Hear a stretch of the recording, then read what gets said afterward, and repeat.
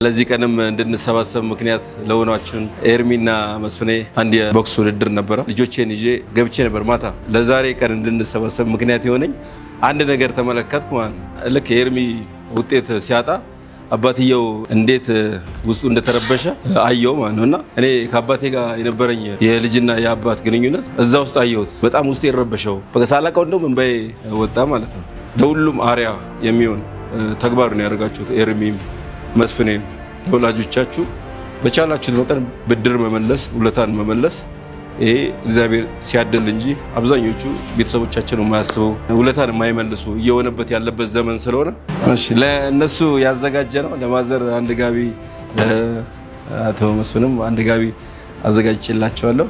ሁሉ ይደሰት፣ ወላድ ሁሉ ይደሰት። እግዚአብሔር ይስጥልኝ። ይሄ ለተቀመጠው ለእናንተ ለነሱ ትከሻ ይቆማችሁ፣ ትከሻችሁ ይመር።